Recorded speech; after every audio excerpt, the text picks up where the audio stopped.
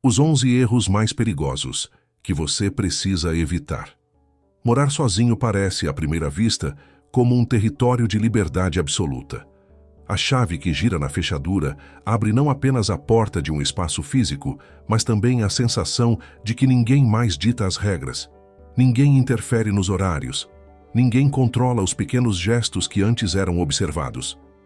Essa ideia seduz porque carrega em si um gosto de vitória, de independência conquistada, de autonomia finalmente alcançada. Mas o que muitos não percebem é que, junto com essa liberdade, surgem forças ocultas que testam a mente e o caráter. Não são inimigos externos, mas erros silenciosos que crescem dentro do cotidiano sem que você perceba. A solidão, que parecia um jardim de tranquilidade, muitas vezes se transforma em um espelho distorcido, capaz de revelar tudo aquilo que você preferiria não encarar. Pense em como o silêncio muda de forma quando você vive sozinho.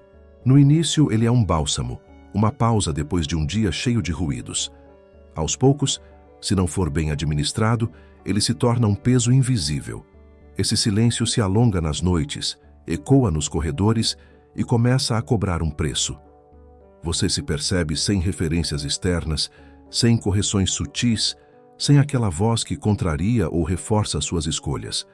A ausência de companhia não é apenas ausência de presença física, mas ausência de confronto saudável, aquele que mostra que algo precisa ser ajustado.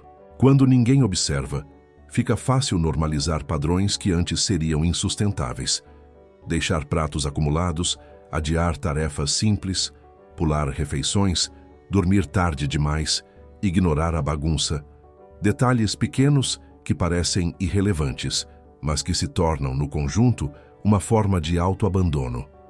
Esse é o primeiro erro perigoso que a solidão traz: confundir estar só com estar livre de consequências. A mente humana busca conforto e, quando não encontra limites, inventa justificativas para aliviar qualquer esforço. Você diz a si mesmo que pode deixar para amanhã, que não faz diferença se a cama ficou desarrumada, que não importa se gastou mais no delivery hoje. O problema é que cada pequena concessão fortalece uma estrutura invisível de permissividade, e essa estrutura não é neutra. Ela molda quem você se torna. O que parecia apenas um hábito sem testemunha se converte em identidade. Você começa a acreditar que esse relaxamento é parte de você, quando na verdade é apenas uma resposta não questionada à ausência de disciplina externa. A solidão mal administrada também gera um risco psicológico profundo. O isolamento que parece repouso, mas é exílio. Muitos acreditam que estão apenas descansando da vida social, mas na verdade estão fugindo dela. Deixar de procurar amigos, negligenciar a família, evitar o contato até mesmo em situações triviais. Esse afastamento cria uma bolha, onde a sua voz interna é a única a ser ouvida. E como ensinavam os estoicos, nenhuma mente se fortalece vivendo apenas de si mesma. Precisamos de contraste, de diálogo, de atrito saudável. Sem isso, a mente fabrica verdades frágeis, crenças tortas, ilusões que se consolidam sem resistência. A solidão não precisa ser um inimigo, mas quando não se cria vínculos ativos, ela deixa de ser ferramenta de autoconhecimento e se torna um túnel onde a pessoa perde a clareza sobre si mesma.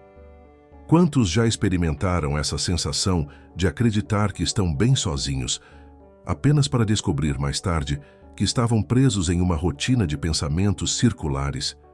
É nesse ponto que morar sozinho cobra caro. O que deveria ser oportunidade de construção vira armadilha de desconexão.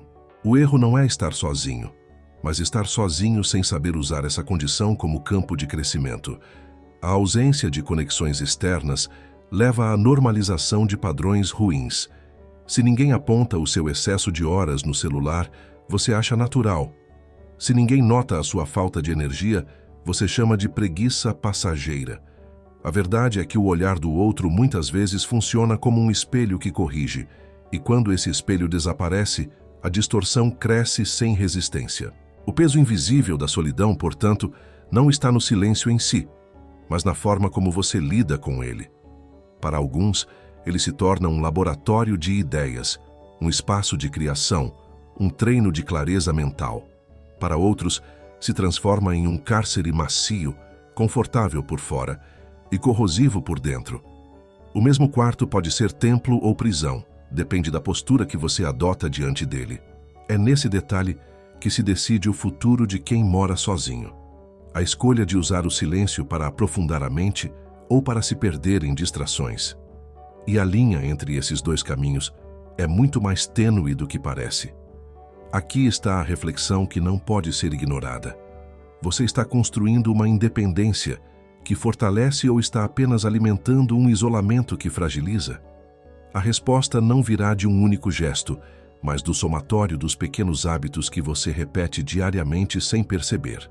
A solidão pode ser a sua maior aliada, mas também pode ser a origem de uma fraqueza silenciosa. Reconhecer isso cedo é a diferença entre dominar essa fase da vida ou ser dominado por ela.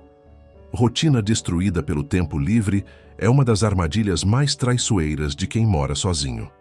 O que, em teoria, deveria ser o espaço perfeito para organizar a vida, acaba se tornando um terreno fértil para a desordem silenciosa.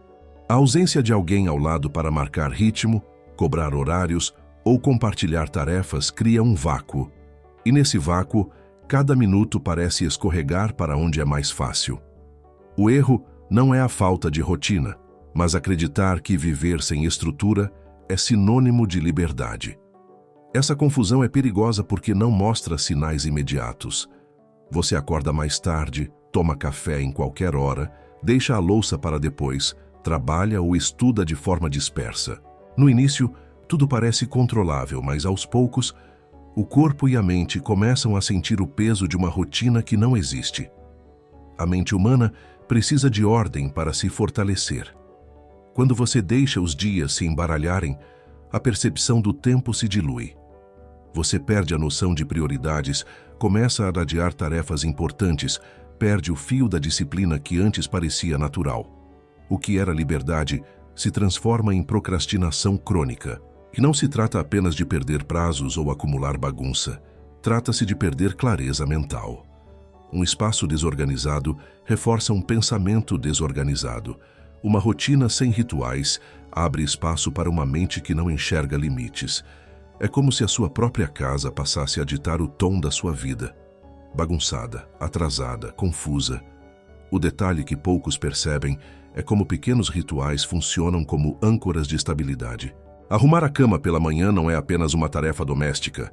É um ato simbólico que diz à mente que o dia começou. Preparar uma refeição simples é mais do que se alimentar. É uma declaração de cuidado consigo mesmo. Separar um horário fixo para estudar ou trabalhar não é só produtividade. É respeito pelo seu próprio tempo. Esses gestos parecem insignificantes quando olhados isoladamente, mas quando praticados em sequência, criam a espinha dorsal de uma vida firme. Sem eles, a rotina se fragmenta em pedaços soltos, incapazes de sustentar qualquer propósito maior. Quem mora sozinho precisa compreender que a ausência de testemunhas não significa ausência de consequências. Cada vez que você cede à tentação de adiar, está treinando a sua mente para aceitar a desordem. Isso não se torna evidente em 1 ou 2 dias, mas o acúmulo é inevitável. Uma semana de atraso vira 1 mês de falta de ritmo, e quando você percebe, já não sabe mais distinguir o que é descanso verdadeiro e o que é apenas preguiça disfarçada. A casa, nesse cenário, não é mais refúgio, mas reflexo de um interior em ruína. E como ensinava Marco Aurélio, aquilo que você repete se torna o tecido da sua vida. A ilusão mais comum é acreditar que a flexibilidade absoluta vai trazer leveza. Mas o excesso de liberdade, sem forma, vira peso. Dias sem marcações se tornam longos demais. Noites se estendem até perder sentido e o relógio deixa de ser aliado para se tornar inimigo. O tempo livre, quando não tem propósito, não liberta, aprisiona. Cada hora que deveria servir ao crescimento é devorada pela dispersão. A mente fica agitada, mas não avança.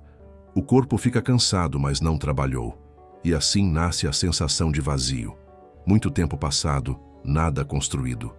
A rotina, portanto, não é inimiga da liberdade, é a guardiã dela. Criar rituais, impor disciplina, definir horários não significa perder autonomia. Significa garantir que sua energia seja investida onde realmente importa. A liberdade sem forma se destrói a si mesma, mas a liberdade com estrutura se transforma em força. Quem mora sozinho e aprende isso cedo conquista algo raro: a capacidade de ser senhor dos próprios dias. Sem essa clareza, o tempo livre, que parecia prêmio, vira veneno. A pergunta que precisa ecoar é simples: você está usando seus dias para construir ou está apenas se perdendo dentro deles? Essa resposta não está em grandes decisões, mas nas escolhas aparentemente banais que se repetem todos os dias. É nelas que se decide se morar sozinho será a base de uma vida sólida ou a causa silenciosa da sua queda. O veneno da autossuficiência total se manifesta de forma sutil e, justamente por isso, é tão destrutivo. Morar sozinho desperta a sensação de que você deve ser capaz de resolver tudo por conta própria, sem depender de ninguém. A ideia parece nobre, até mesmo heróica: ser dono absoluto da própria vida, enfrentar cada problema sem pedir auxílio, construir sozinho o caminho. Mas por trás dessa imagem de independência absoluta se esconde uma armadilha mental perigosa, porque a vida não foi feita para ser enfrentada no isolamento de uma única perspectiva. Nenhum ser humano é completo em si mesmo. Quando você cai na ilusão de que pedir ajuda é sinal de fraqueza, está alimentando um orgulho que mina as bases da sua própria força. É nesse ponto que a solidão começa a cobrar o seu preço. Você deixa de compartilhar suas dificuldades, acumula pressões internas, transforma cada desafio em um peso desproporcional. Em vez de resolver problemas de forma ágil, você arrasta soluções, demora mais do que deveria e consome energia em excesso. O orgulho de não depender de ninguém se converte em fadiga mental. A mente, sobrecarregada, se torna mais suscetível a erros, ansiedades e desânimos profundos. O que parecia força vira isolamento. O que parecia independência vira prisão.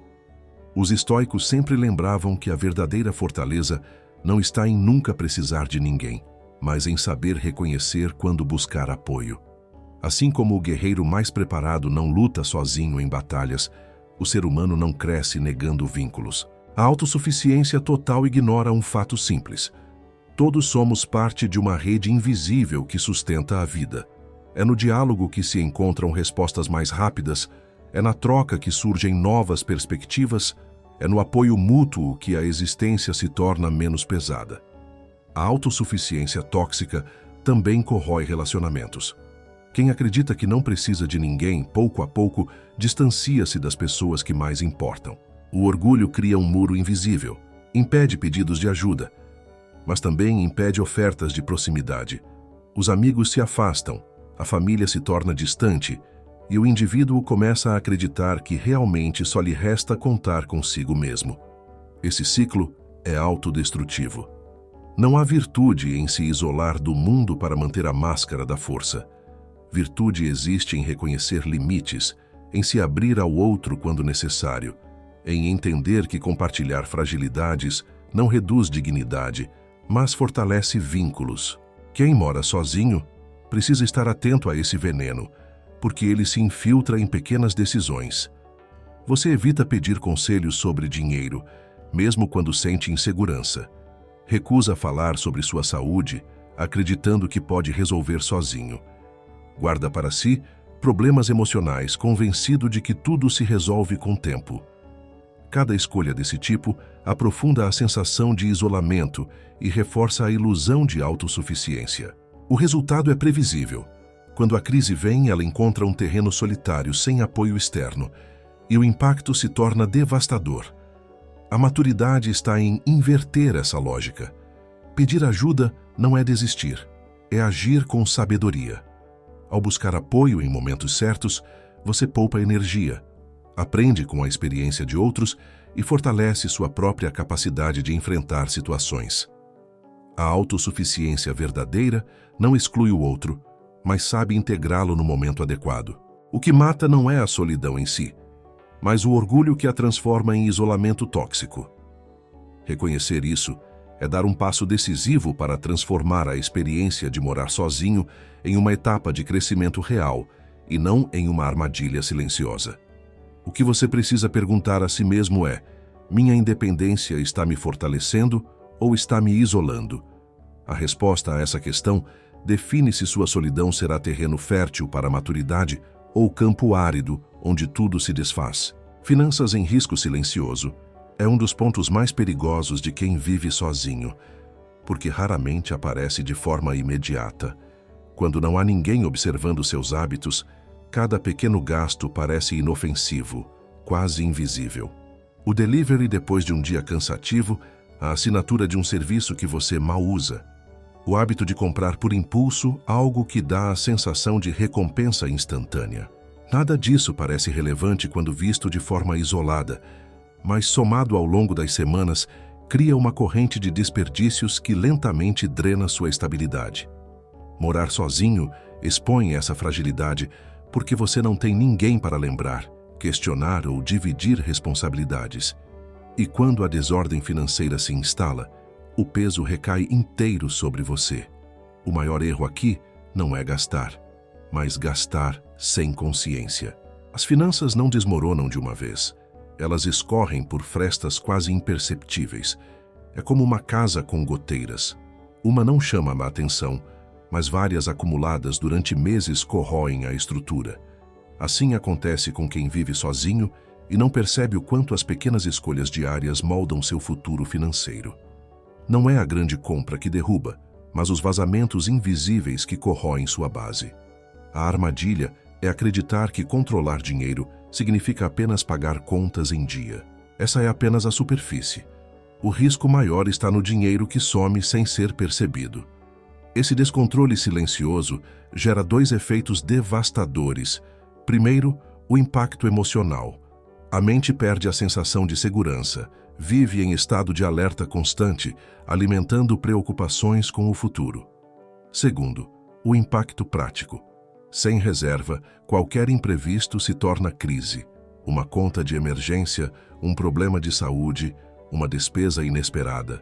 O que poderia ser resolvido com calma se transforma em tempestade. E morar sozinho amplifica essa tensão, porque não há rede imediata de apoio. Você precisa resolver sozinho. E quando não tem preparo, o desespero se instala. Os estoicos ensinavam que o homem livre não é aquele que possui muito, mas aquele que sabe dominar seus desejos. Esse princípio se aplica diretamente às finanças de quem mora sozinho. O problema não está em desfrutar do que você conquista, mas em perder o domínio sobre as escolhas. Cada compra impulsiva, cada assinatura esquecida, cada gasto sem reflexão é uma rendição ao desejo imediato. E viver para o desejo imediato é abrir mão da liberdade verdadeira. Porque quando o dinheiro começa a controlar você, toda a sua independência se torna ilusória.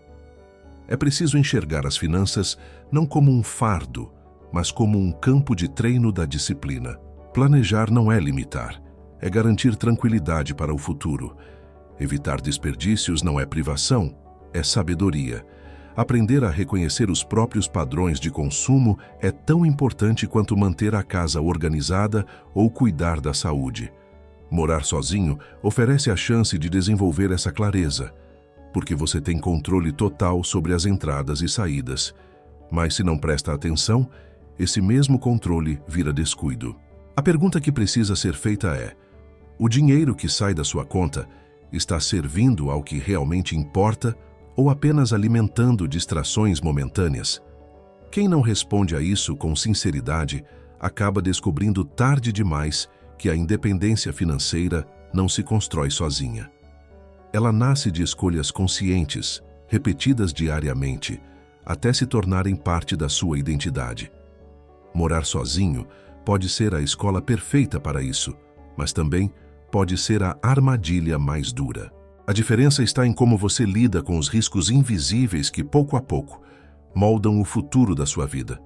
O corpo esquecido dentro da própria casa é um dos erros mais comuns de quem vive sozinho e talvez um dos mais traiçoeiros. Quando ninguém observa sua rotina, Os sinais de descuido físico passam despercebidos. Você acorda e decide não se alongar, passa o dia sentado, esquece de beber água, deixa de cozinhar algo nutritivo e se rende à praticidade de alimentos ultraprocessados. No início, nada parece grave. O corpo suporta. Mas pouco a pouco esse acúmulo cobra um preço alto. O que era apenas uma escolha de conveniência se transforma em fadiga constante, dores silenciosas, mente dispersa. O corpo, quando não é lembrado, se torna uma prisão invisível. E quem mora sozinho corre o risco de acreditar que saúde é apenas ausência de doença, quando na verdade é a base de toda clareza e força mental. O problema não está apenas na má alimentação ou no sedentarismo, mas no esquecimento da percepção corporal. Quando não há testemunhas, você perde o hábito de observar seus próprios sinais. O corpo fala o tempo todo, mas exige silêncio e atenção para ser ouvido. Se a rotina se resume a trabalhar, comer rápido, deitar no sofá e repetir, você deixa de perceber a rigidez nos músculos, o peso nos ombros, a respiração curta, a mente cansada. Essa desconexão cria um ciclo perigoso. Quanto mais você ignora, mais frágil fica. Quanto mais frágil, mais difícil retomar a disciplina. E assim nasce uma espiral que corrói vitalidade sem alarde. Os estoicos viam o corpo como instrumento da alma. Não o endeusavam, mas reconheciam sua importância como veículo da mente. Marco Aurélio lembrava que, sem cuidado físico, até o raciocínio mais elevado perde vigor. Morar sozinho, portanto, não pode ser desculpa para descuido. Pelo contrário, deve ser oportunidade para transformar o espaço em um templo de autocuidado. Não é preciso academia sofisticada. Um quarto pode ser lugar de treino, uma sala pode virar espaço de alongamento, um tapete basta para praticar exercícios simples. O essencial é a disciplina de não deixar o corpo definhar no silêncio das próprias paredes. Outro ponto que se esconde no dia a dia é a relação entre corpo e mente. A alimentação descuidada não rouba apenas energia física, mas também clareza mental. O sedentarismo não compromete apenas músculos, mas também emoções. Uma mente turva, muitas vezes, é reflexo de um corpo negligenciado. Quando você vive sozinho e não cria rituais de movimento, de respiração, de nutrição adequada, a casa se transforma em um local de estagnação. E onde há estagnação, não há crescimento. O erro está em acreditar que disciplina física exige muito tempo ou esforço extraordinário. A verdade é que pequenos gestos, repetidos com constância, criam resultados profundos. Levantar-se e alongar-se ao acordar, preparar uma refeição simples com atenção, caminhar por alguns minutos, beber água em intervalos regulares. Esses detalhes, quando negligenciados, tornam-se o terreno fértil para doenças futuras, cansaço crônico e perda de vitalidade. Mas quando cultivados, transformam a solidão em espaço de fortalecimento. A reflexão necessária é direta. Sua casa está cuidando do seu corpo ou apenas o anestesiando? A diferença entre saúde e decadência muitas vezes não está em grandes decisões, mas nas repetições invisíveis que acontecem quando ninguém está olhando. Morar sozinho pode ser o teste mais duro para a disciplina física, mas também pode ser a chance de cultivar uma força que não depende de motivação externa. O corpo que você cuida em silêncio será o mesmo que sustentará suas conquistas em público. Se você o abandona, tudo o que constrói se fragiliza. Se você o fortalece, até os desafios mais pesados se tornam mais leves. O perigo do silêncio não criativo é um dos fantasmas mais sorrateiros que assombram quem mora sozinho. Quando as portas se fecham e não há vozes externas, o ambiente parece finalmente tranquilo. Mas esse silêncio, se não for cultivado com intenção, deixa de ser paz e se torna ruído invisível. Não é um barulho que se ouve, é um peso que se sente. Muitos, para evitar encarar esse vazio, se refugiam em distrações contínuas. Televisão ligada sem atenção, músicas repetitivas, horas intermináveis rolando telas do celular. O silêncio deixa de ser oportunidade de reflexão e passa a ser anestesia. O erro está em usar o tempo sozinho apenas para calar a mente, em vez de expandi-la. Esse uso errado do silêncio alimenta uma mente que não descansa e não cria. Você acredita que está relaxando, mas na verdade está entorpecendo seus próprios pensamentos. As ideias deixam de surgir, a clareza desaparece, e o que sobra é uma sensação de estagnação. É como se a própria casa se tornasse uma caverna onde a mente se encolhe. O silêncio, quando mal administrado, faz você perder contato com a sua própria voz interior. Sem esse contato, perde-se a chance de transformar a solidão em terreno fértil de descobertas. Os estoicos enxergavam o recolhimento como espaço para fortalecer o raciocínio. Epicteto dizia que a liberdade começa quando você domina a si mesmo. O silêncio é a arena desse domínio. Ele pode ser usado para refletir, escrever, criar, pensar profundamente em decisões, ou pode ser gasto em distrações que não deixam marcas. O mesmo tempo de 2 horas pode gerar um projeto, uma clareza, uma leitura que transforma, ou pode ser desperdiçado em repetição automática de estímulos que nada constroem. O silêncio não é neutro. Ele é matéria-prima que você molda, e quando não o molda, ele se molda contra você. Morar sozinho amplia essa responsabilidade. Não existe ruído externo suficiente para esconder a falta de propósito interno. Quem se acostuma a anestesiar o silêncio perde pouco a pouco a capacidade de suportar a própria companhia. É nesse ponto que surgem sentimentos de vazio, ansiedade e até depressão. Não porque a solidão é um mal em si, mas porque foi usada da forma errada. O silêncio, que deveria abrir espaço para autoconhecimento, se transformou em um espaço de fuga. E nenhuma fuga sustenta a clareza por muito tempo. A diferença está na postura. O mesmo quarto silencioso pode ser usado para escrever pensamentos que organizam a mente, para ler obras que expandem horizontes, para meditar e fortalecer a presença, para planejar os próximos passos. Ou pode ser usado para afogar-se em conteúdos aleatórios que não deixam nenhum rastro de crescimento. O primeiro caminho fortalece, o segundo enfraquece. Não há meio termo. É preciso compreender que silêncio criativo não significa sempre produzir, mas direcionar a atenção. Significa estar presente ao lavar a louça, observar a respiração ao caminhar, perceber ideias surgindo no meio do ócio. Quando se mora sozinho, o silêncio é constante. E cada escolha de como usá-lo decide se você está construindo um templo de clareza ou uma cela de confusão. A reflexão essencial é clara. Você está usando o silêncio para ouvir a si mesmo ou para fugir de si mesmo? Essa pergunta define se sua solidão será fonte de crescimento ou semente de ruína. Porque o silêncio, quando cultivado com propósito, se transforma em uma das maiores forças da vida. Mas quando é maltratado, se converte em veneno lento que corrói por dentro. O lar que não vira templo é um erro que parece simples, mas que tem consequências profundas para quem vive sozinho.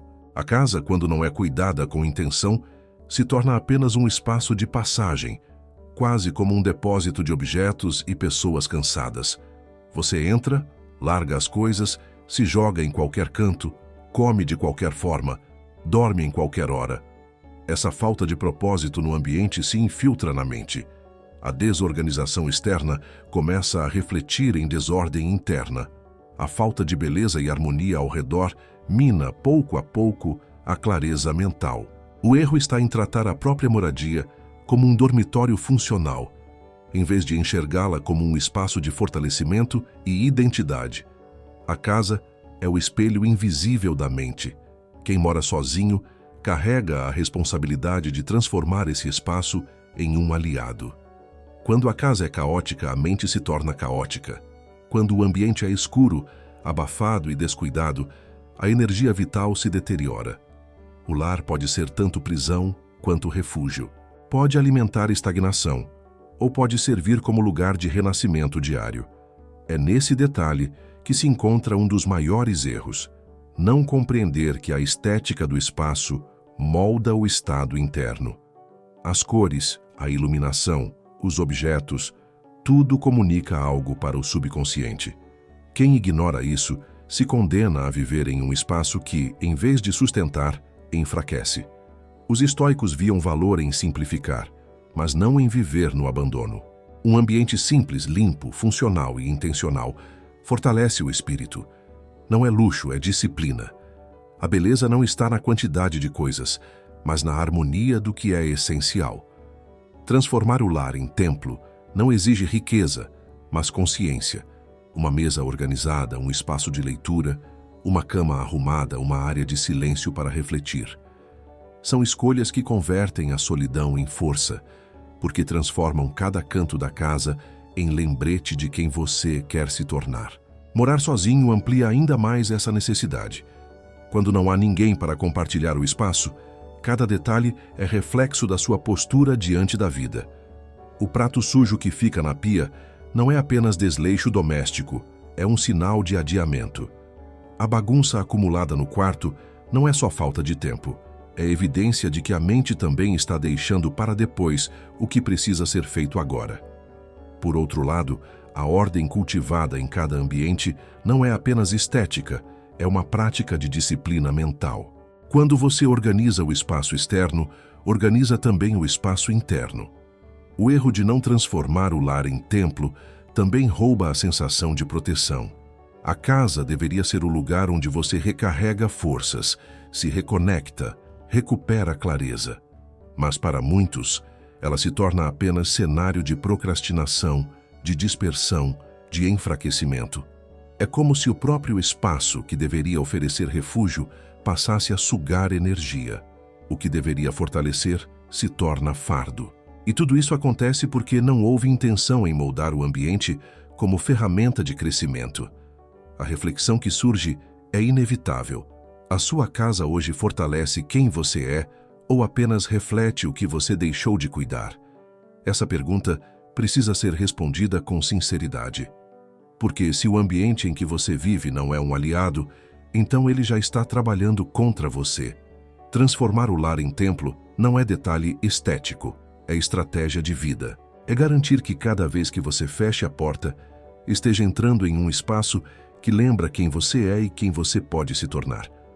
O ciclo de autoindulgência disfarçado de autocuidado é um dos erros mais sorrateiros de quem mora sozinho. Quando não há ninguém para observar ou questionar suas escolhas, a linha entre descanso saudável e indulgência destrutiva se torna quase invisível. Você começa com pequenas concessões: assistir mais um episódio, pedir comida pronta em vez de preparar algo, adiar o exercício porque hoje não deu tempo. No início parece legítimo, até necessário, mas o hábito vai se infiltrando e logo cada dia carrega uma nova desculpa. O que era exceção se torna regra, o descanso vira fuga, a recompensa vira dependência e a mente aprende a confundir prazer imediato com autocuidado verdadeiro. Esse engano é perigoso porque usa a máscara da liberdade. Morar sozinho permite que você escolha sem prestar contas a ninguém. E essa ausência de limites externos cria terreno fértil para a autoindulgência. Você acredita que está se tratando bem, quando na realidade está se enfraquecendo. Passar horas a mais na cama parece autocuidado, mas é o corpo perdendo o ritmo. Comer sem atenção parece conforto, mas é a saúde sendo corroída. Gastar em pequenas compras desnecessárias parece recompensa, mas é apenas a ansiedade sendo alimentada. Quando cada decisão é guiada pela busca de alívio imediato, você deixa de construir e passa a apenas consumir. Os estoicos diferenciavam prazer verdadeiro de prazer ilusório. O primeiro fortalece, o segundo enfraquece. Autocuidado genuíno não é aquilo que anestesia a mente, mas o que a prepara para suportar mais, agir melhor e viver com clareza. O que muitos confundem é que autocuidado exige esforço, disciplina e até desconforto. Dormir cedo em vez de estender a noite. Preparar uma refeição simples em vez de pedir fast food. Levantar-se para alongar em vez de rolar a tela por mais uma hora. Esses gestos parecem menos atrativos no momento, mas constroem solidez. Já a autoindulgência exige apenas entrega ao instante, sem olhar para o futuro. e é por isso que seduz tão facilmente. Quando você mora sozinho, a ausência de confronto externo aumenta o risco de normalizar esses hábitos. Não há quem perceba que você está se isolando mais do que deveria. Não há quem aponte que o excesso de distrações está roubando sua energia. O lar se torna um espaço onde cada pequeno excesso parece aceitável, até o dia em que você percebe que perdeu ritmo, clareza e vitalidade. E nesse momento, recuperar a disciplina é mais difícil, porque a mente já se acostumou a confundir indulgência com cuidado. O caminho para romper esse ciclo não é eliminar prazeres, mas questioná-los. Antes de se render a uma concessão, é preciso perguntar: isso me fortalece ou apenas me alivia? Essa é a régua que separa o autocuidado da autoindulgência. Um banho demorado que relaxa o corpo e acalma a mente é autocuidado. Horas sem fim de distrações que deixam a mente cansada e culpada são indulgência. Um alimento nutritivo preparado com atenção é autocuidado. A comida pronta, consumida sem presença, é apenas fuga. Essa distinção precisa estar clara para que a liberdade de morar sozinho não se transforme em prisão camuflada. A reflexão final é inevitável. O que você chama de autocuidado está de fato fortalecendo você ou apenas servindo de anestesia? Essa resposta define se o tempo que você passa sozinho é um processo de fortalecimento ou um processo lento de enfraquecimento. Porque quando a solidão se mistura com indulgência, o preço sempre vem depois. Mas quando se mistura com disciplina e cuidado verdadeiro, ela se torna um dos maiores instrumentos de construção pessoal. O isolamento das responsabilidades maiores é uma armadilha que se instala quase sem perceber. Morar sozinho traz a sensação de que você tem o direito de adiar tudo indefinidamente. Afinal, não há ninguém olhando, não há cobranças externas, não há testemunhas do seu ritmo. Esse espaço de liberdade parece confortável, mas carrega uma ilusão perigosa, a de que as grandes decisões podem ser sempre empurradas para depois. Você adia a organização das finanças, posterga exames médicos, deixa para mais tarde conversas difíceis, acumula tarefas profissionais. O tempo passa e, enquanto isso, as responsabilidades crescem em silêncio, transformando-se em pesos muito maiores do que seriam se tivessem sido enfrentados no momento certo. O problema não é apenas a procrastinação em si, mas a ausência de um sistema de responsabilidade externa. Quando vivemos em família ou em grupo, há sempre um olhar que lembra, um comentário que alerta, um compromisso que obriga. Sozinho, esse lembrete desaparece. O risco é que você comece a acreditar que não assumir as grandes responsabilidades não trará consequência imediata, e isso é verdade no curto prazo. Só que o acúmulo silencioso age como um veneno lento. Contas esquecidas geram dívidas, exames adiados revelam problemas graves, prazos empurrados comprometem oportunidades. Cada adiamento se torna um tijolo a mais em uma parede invisível que, quando percebida, já é quase intransponível. Os estoicos ensinavam que adiar o dever é abrir espaço para a ruína. Marco Aurélio recordava a si mesmo que cada dia poderia ser o último e que, por isso, nenhuma responsabilidade essencial deveria ser negligenciada. Morar sozinho é o teste mais claro desse princípio, porque a vida não vai cobrar de imediato, mas vai cobrar inevitavelmente. A ausência de testemunhas aumenta a tentação de adiar, mas também amplia a necessidade de criar mecanismos para se manter firme. Não se trata apenas de disciplina, mas de maturidade. Reconhecer que certas decisões precisam ser tomadas hoje é um ato de coragem que protege o amanhã. Esse isolamento das responsabilidades cria também uma erosão silenciosa da autoestima. Cada vez que você adia algo importante, uma parte de si mesmo registra que falhou. Você pode tentar ignorar, mas a mente guarda. Com o tempo, essa repetição cria a sensação de incapacidade, como se você fosse alguém sempre em débito consigo mesmo. Essa é a marca mais perigosa da procrastinação solitária. Não apenas comprometer resultados externos, mas corroer a confiança interna. E sem confiança em si, toda liberdade se torna fardo. A saída está em criar sistemas de responsabilidade, mesmo vivendo sozinho. Pode ser compartilhar metas com um amigo, registrar compromissos em um diário, contratar alguém para acompanhar um processo importante ou simplesmente estabelecer prazos inegociáveis. O essencial é não acreditar que o silêncio da casa significa ausência de consequências, porque a vida cobra, e cobra de forma proporcional à negligência. A reflexão necessária é direta. Você está adiando responsabilidades porque não pode resolvê-las agora ou porque não quer enfrentar o desconforto que elas trazem? Essa distinção muda tudo. Fugir do desconforto só aumenta o preço que você terá de pagar. Assumir cedo o que precisa ser feito transforma o fardo em crescimento. Morar sozinho pode ser a desculpa perfeita para se esconder, mas também pode ser a arena perfeita para amadurecer. O que define o caminho é a forma como você encara o peso das responsabilidades que ninguém mais vê, mas que só você pode resolver.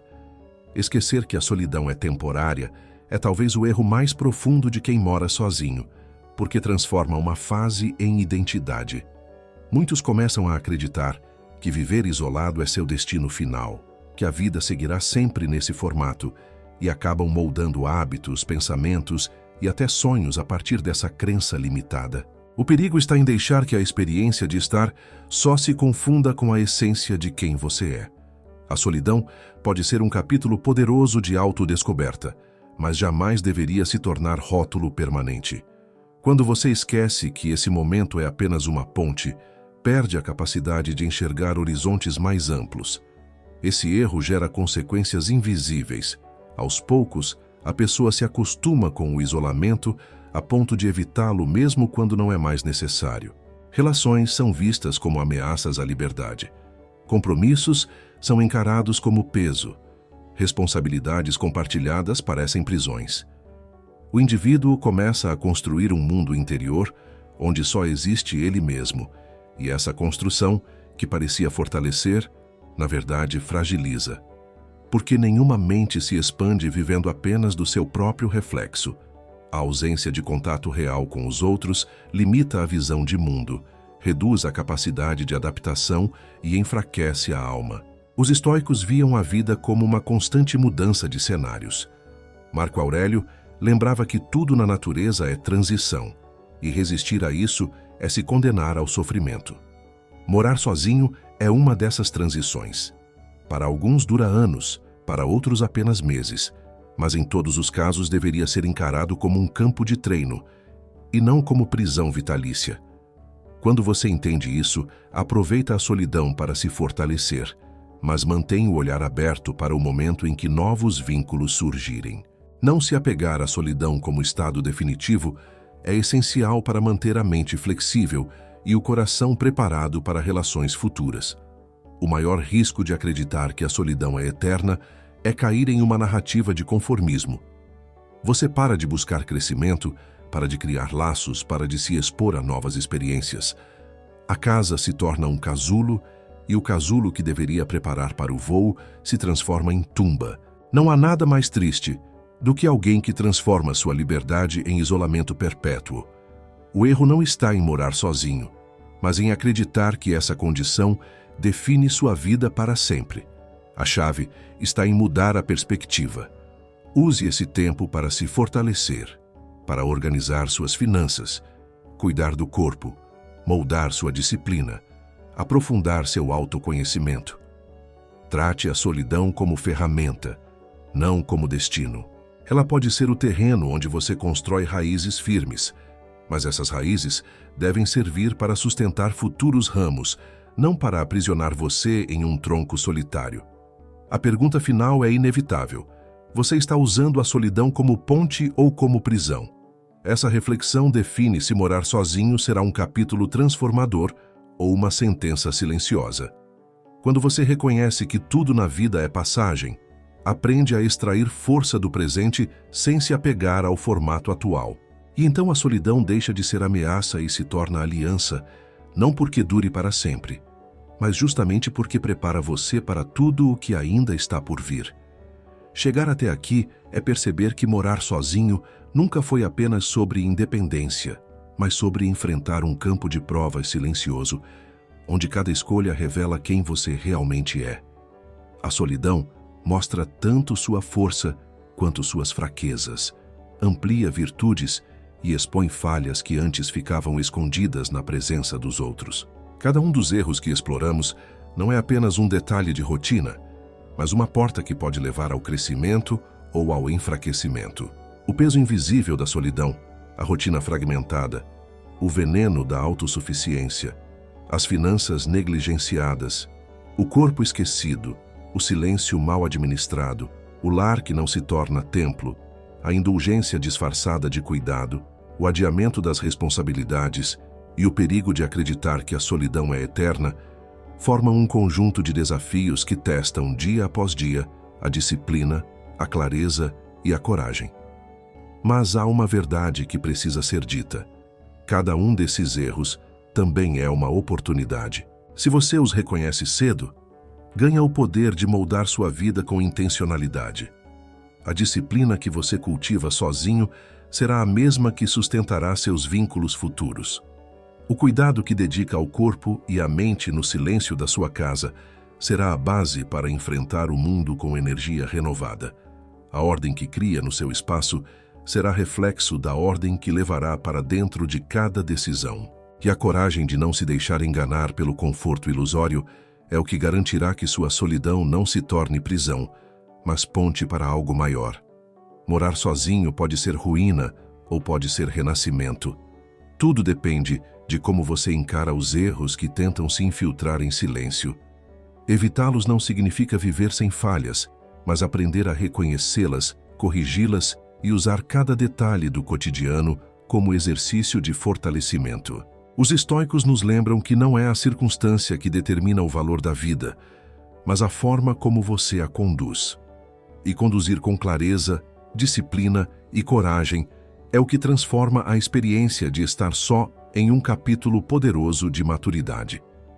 Se você chegou até aqui, lembre-se, sua independência não é o fim, mas o meio para construir uma vida sólida. Use a solidão como aliada, trate sua casa como templo, cuide de sua mente como se fosse jardim e não confunda liberdade com abandono de si. Assim, morar sozinho deixará de ser um risco para se tornar uma das fases mais transformadoras que você poderia viver. Compartilhe este vídeo com alguém que está nessa jornada e inscreva-se para continuar fortalecendo o caminho de consciência e clareza que começa dentro de cada um de nós.